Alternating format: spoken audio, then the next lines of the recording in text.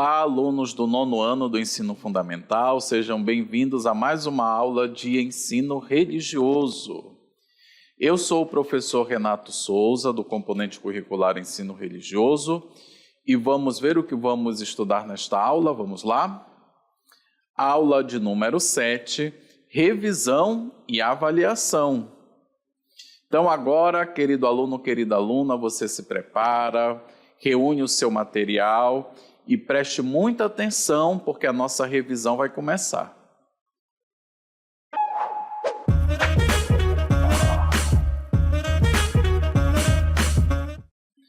Então, alunos, vamos para a nossa revisão de ensino religioso da unidade 1. Vamos ver os temas mais importantes e mais relevantes para aprofundar, para fortalecer, para intensificar o nosso processo de aprendizagem, o conhecimento que traz esse componente curricular tão importante para aprendermos a conviver numa comunidade, numa sociedade religiosamente diversa, como é a sociedade brasileira. E nós vamos ter, iniciando essa nossa revisão, vamos ver aí o que traz a primeira cartela, as informações. Olha, as ideias sobre o transcendente. O que é o transcendente, professor? Transcendente é tudo aquilo que está além desse mundo mortal, desse mundo material. As religiões, muitas delas chamam o mundo em que nós vivemos de plano material e o mundo onde está Deus, a vida após a morte, aonde estão os anjos, os santos, chama de plano espiritual. O transcendente é o plano espiritual. São aquelas realidades, são aquelas ideias, aquelas coisas que nós percebemos somente pela fé, pela intuição, pela inteligência, pelo estudo, mas nós não captamos eles pelos nossos sentidos, mas sabemos que existem pela fé. Dentro dessa realidade, nós temos no mundo, nesse contexto religioso das diversas religiões, o teísmo. Essa palavra, o que ela quer dizer? Olha aí depois dos dois pontos. A crença na existência de deuses, seja um ou mais de um Deus. É a ideia de alguém divino, de um ser divino, de uma pessoa divina sagrada, uma ou várias pessoas, vários seres divinos sagrados. São as religiões teístas. E o teísmo, as religiões teístas, nós podemos dividir na seguinte forma. Olha esse esquema aí que está muito bem feito. Esses 3 quadros retangulares cinzas abaixo. O monoteísmo, a crença em um só Deus, como é o caso do cristianismo, um único Deus. O politeísmo, a crença em vários deuses. Nós podemos incluir aí as religiões de matriz indígena, podemos incluir aí o hinduísmo, podemos incluir aí a religião do Egito Antigo, da Grécia Antiga. O enoteísmo, a crença em vários deuses, ou seja, o enoteísmo é um tipo de politeísmo, porém, entre esses deuses, há um Deus superior a todos, há um Deus mais poderoso do que todos, há o Pai ou a Mãe de todos os deuses. Nós podemos classificar aí o hinduísmo, a religião antiga do norte da Europa, onde, por exemplo, Odin era o pai de todos os deuses, né? Então, onde há um Deus maior, mais poderoso, um Deus ou uma deusa, um pai de todos. Olha que interessante. Vamos aprofundar aí esse enoteísmo, que é uma novidade, né? Nós sempre ouvimos falar em monoteísmo e politeísmo. Vamos aprofundar agora o enoteísmo. Essa próxima cartela aí, ela é muito interessante, ela é muito importante, aluno, presta atenção. Enoteísmo reconhece muitos deuses, mas prefere se concentrar exclusivamente em um, geralmente considerado o Deus da família ou do clã. Consiste em acreditar em várias divindades, mas ao mesmo tempo em um Deus superior. Trata-se de uma visão politeísta, na qual existe um Deus com nível hierárquico superior. Olha que interessante, há um conjunto de deuses Esse conjunto de deuses nós vamos chamar de panteão, né, do grego, vários deuses, panteós, vários deuses, mas neste panteão de deuses há um que é o mais poderoso, é o superior, é o rei dos deuses, o rei ou a rainha, é o pai ou a mãe dos deuses. O enoteísmo é uma religião que olha para os seus deuses desta forma, tendo um superior ao outro, ou, no caso de uma religião, de uma família ou de um clã, escolhe um deus em especial para proteger aquela família, aquele clã, mas sabendo que existem muitos outros. Vamos ver o exemplo de enoteísmo. Nessa cartela agora nós temos aí um exemplo, o hinduísmo, a religião que surge há mais de 5.000 anos na Índia. O hinduísmo é um exemplo clássico de monolatria ou enoteísmo na prática. Os hindus geralmente adoram um deus, mas reconhecem a existência de inúmeros outros deuses que também podem ser adorados, né? O hinduísmo ele é esse conjunto de crenças, de práticas religiosas. Cada grupo religioso escolhe um deus, que para eles é o mais importante, é o mais poderoso, porém, junto daquele deus existem outros deuses hinduístas, ou como eles também chamam, os deuses védicos, os deuses que aparecem nas suas escrituras sagradas, que são os Vedas.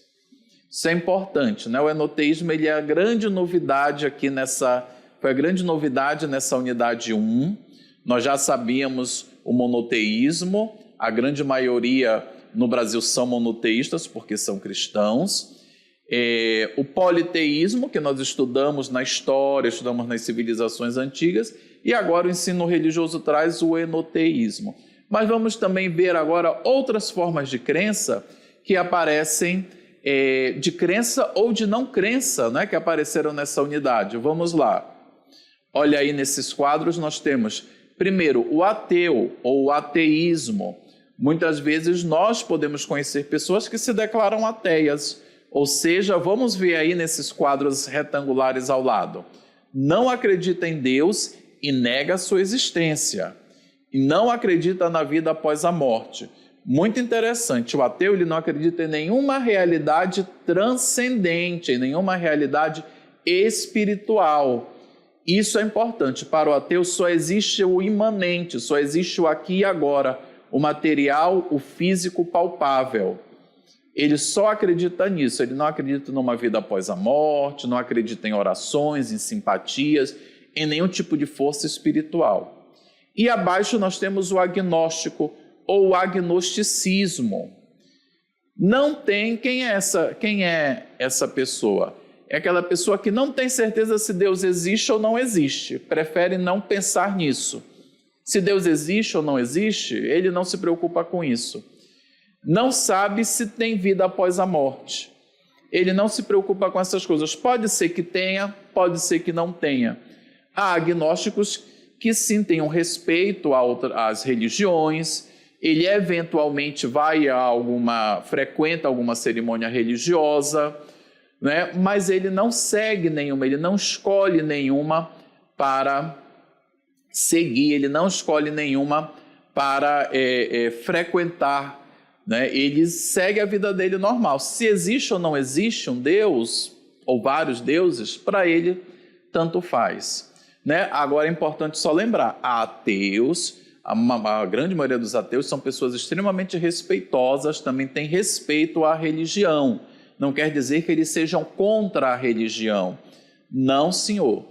Os ateus são pessoas boas, têm sua ética, têm sua moral, são pessoas que respeitam as diferentes religiões, mas eles optaram por não ter. Isso é um direito das pessoas, ter ou não ter religião, acreditar ou não em Deus.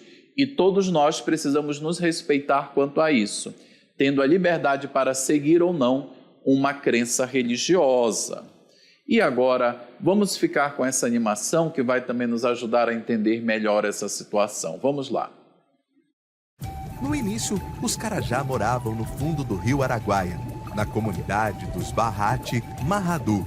Satisfeitos e gordos, viviam em um espaço restrito e frio.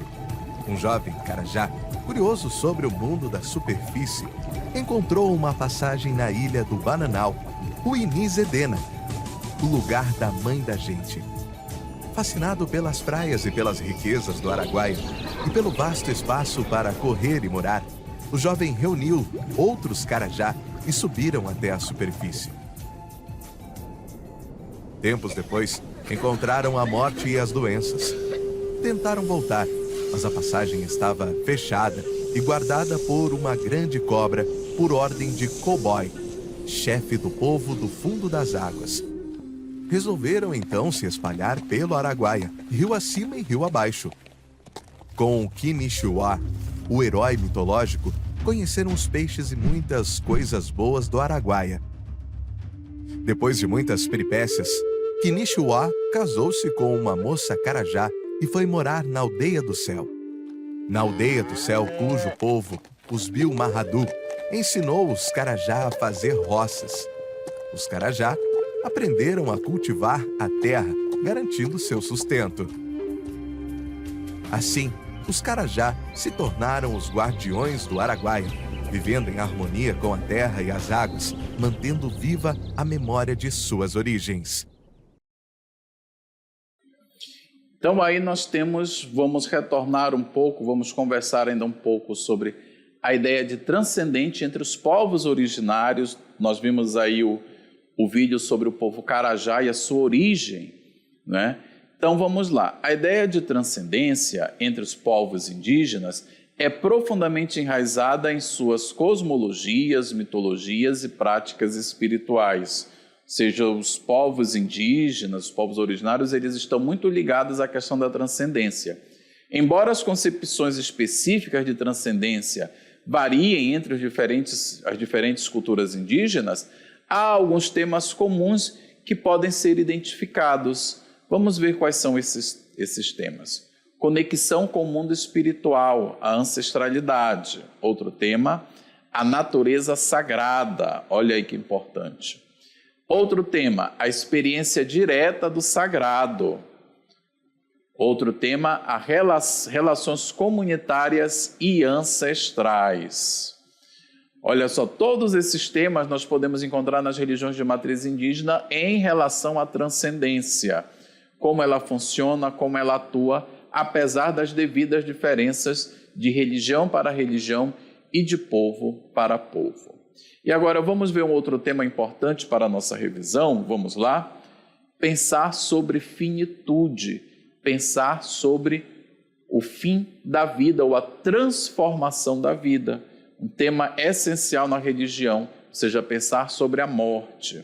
Vamos lá, olha onde nós estamos agora, o local do descanso, o Campo Santo do Descanso. Vamos lá, vamos aprofundar esse tema da finitude. Quando a gente pensa sobre a nossa finitude, ou seja, sobre o fim da nossa vida, significa também refletir sobre o fato de que a nossa vida tem um fim, tem um destino, essa vida terrena onde ela vai acabar. Isso faz com que a gente entenda que um dia todos nós vamos morrer. E é isso que é uma parte natural da vida, faz parte dessa vida humana. Essa reflexão, ela nos ajuda a valorizar mais os momentos que temos e a viver de maneira mais plena e significativa, ou seja, aproveitar melhor a nossa vida. Porém, quando a gente pensa nessa ideia de morte, vem alguns sentimentos, vem algumas coisas à nossa cabeça. Primeiro, é o medo, É comum sentir medo quando pensamos na morte. O desconhecido, o que vem depois daquele fenômeno, o que acontece com a gente depois que a gente morre, sempre assusta um pouco. E é normal se sentir inseguro ou ansioso em relação a isso, sobre o que acontece depois que nós morremos. Depois a tristeza, gente. Vem a tristeza. A morte pode nos fazer sentir muita tristeza, especialmente quando perdemos alguém que nós amamos. Sentir essa tristeza é uma parte importante do processo de luto e ajuda também o nosso coração a se curar e a lidar com a separação. A confusão. Podemos nos sentir confusos, um pouco assim embaralhados ao pensar sobre a morte, especialmente porque tem tantas perguntas que nós não temos respostas claras, nem as próprias religiões conseguem responder tudo 100%. É normal que a gente tenha dúvidas e é normal também que a gente busque entender cada vez mais o que significa o processo de morte, de transformação da vida. Alguns casos também pode vir um outro sentimento que é a raiva.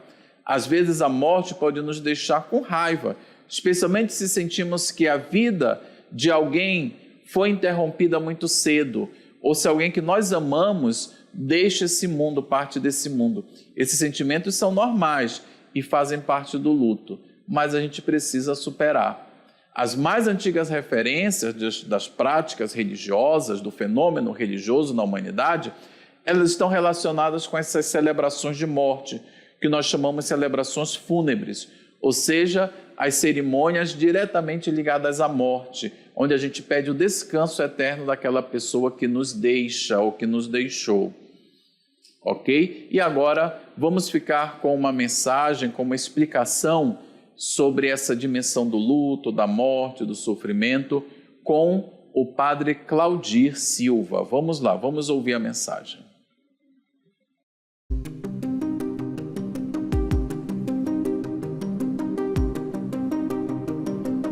Primeiramente, é importante a gente compreender que todas as religiões, elas apontam para uma realidade transcendente.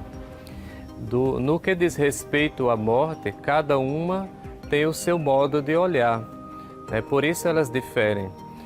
Pensemos, por exemplo, nas religiões monoteístas, judaísmo, islamismo, cristianismo, que compreendem a morte como uma passagem definitiva para outra realidade, que podemos chamar de céu ou paraíso, ou simplesmente uma realidade totalmente outra.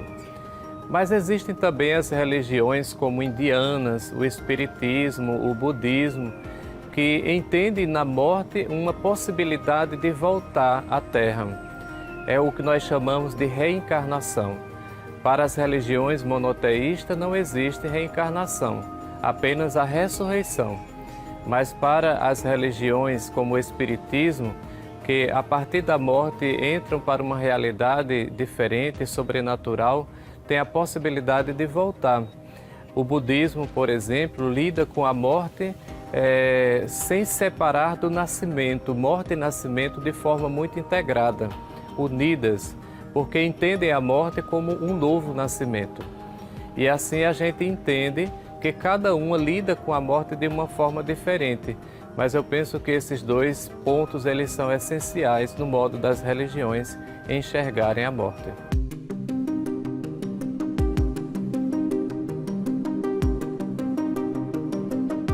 Os ritos fúnebres compreendem o conjunto de rituais que se faz desde o momento da agonia, principalmente dentro do cristianismo católico, até o momento da morte, passando também pelos rituais que se faz no pós-morte e que se estende com o luto. Eles têm uma importância muito grande dentro da religião, porque é como que uma preparação daquele que morreu para ir à eternidade. Então tem um sentido muito simbólico, desde as flores, as velas, o banho daquela pessoa que morreu e tantos outros símbolos que compreendem ali tanto um conforto para as famílias que estão direcionando aquela pessoa para uma nova realidade simbolicamente, como também para o próprio morto, que vai agora para uma dimensão sobrenatural ou transcendente. Esses ritos fúnebres, eles, especialmente quando se fala do luto, que tem assim, uma dimensão muito importante que revela a estima pela pessoa que faleceu, mas também a solidariedade com a família e compreende um todo. As religiões, todas elas têm os seus momentos de rituais fúnebres, como preparação daquela pessoa para a eternidade. Então, muito interessante as palavras do Padre Claudir e um tema muito importante que ele mencionou e que nós vamos aprofundar agora são os ritos fúnebres. Então, a cartela ela traz aí o conceito de ritos fúnebres. O que que são? São práticas e cerimônias realizadas em homenagem aos mortos, que variam amplamente entre diferentes culturas e religiões. Eles têm como objetivo ajudar os vivos a lidar com a perda, honrar a memória do falecido e, em muitos casos, facilitar a transição do espírito para o além. Olha que interessante. Vamos ver as características dos ritos fúnebres. São cerimônias de despedida, são rituais de luto, seja de sentimento diante da morte. Eles possuem a sepultura ou cremação como parte importante desse rito, o sepultamento ou cremação, a simbologia, os diferentes símbolos usados ao longo do rito, a conexão comunitária, geralmente a comunidade se reúne ao redor no acontecimento do velório, na celebração do velório. São rituais religiosos, sempre presidido por um líder religioso ou por um representante da religião, e a memorialização, ou seja, fazer a memória daquele irmão, daquela irmã que partiu desta vida. Avançando nessa questão dos ritos fúnebres, nós temos os ritos fúnebres ao longo da história. Aí nós temos na pré-história, nas civilizações antigas, a influência religiosa, a modernidade e as mudanças sociais. Vamos lá. Vamos avançando. Agora nós temos um tema aqui importante que são as ameaças à vida. Falamos muito de morte e vamos ver algumas coisas que podem provocar a morte de forma violenta, que atentam contra a vida. Vimos que a vida, seja humana, seja a vida dos animais, seja a flora, são bens preciosos e caros às diferentes tradições religiosas. Ainda assim, podemos destacar diferentes ameaças à vida. As religiões, em muitos lugares do mundo, atuam de forma profética, denunciando essas ameaças e promovendo atividades que visam promover a defesa da vida. Vamos ver uma ameaça à vida muito importante, muito perigosa, que é a guerra e a violência. Vamos lá. Guerra e violência, uma realidade muito triste nos dias de hoje. Uma das principais ameaças à vida, principalmente à vida humana, são a guerra e a violência. A decisão de entrar numa guerra sempre é tomada sem ter em consideração os povos dos países, que são os que mais sofrem. A violência é um mal crônico em nossa sociedade e presente principalmente em nossas maiores cidades. A violência está aí, a guerra está em muitos lugares, estão em guerra no mundo, povos irmãos até. E vamos ver agora a cultura de morte. Podemos citar como manifestação da cultura de morte, ao longo da história da humanidade, 2 guerras mundiais, uma vasta quantidade de guerras civis, os milhões de mortos por regimes totalitários como o nazismo, o genocídio contra vários povos, como armênios, ucranianos, cambojanos, ruandeses e vários povos indígenas, o terrorismo institucionalizado, as ações cada vez mais virulentas de máfias internacionais, as poderosas organizações de tráfico de drogas, armas e até de seres humanos, a criação e o aumento de armamento atômico e nuclear no mundo e a violência urbana. Isso nos obriga a ter cuidados com a vida. Vamos ver os cuidados com a vida que propomos: o gerenciamento de conflitos, a promoção dos direitos humanos, educação ecológica e ambiental, promoção da justiça social, superação da fome e de outros males sociais e humanos, a erradicação do colonialismo. Então, com essas informações, com essas revisões, queridos alunos, nós encerramos por aqui essa revisão. Muito obrigado pela atenção de vocês e até a próxima.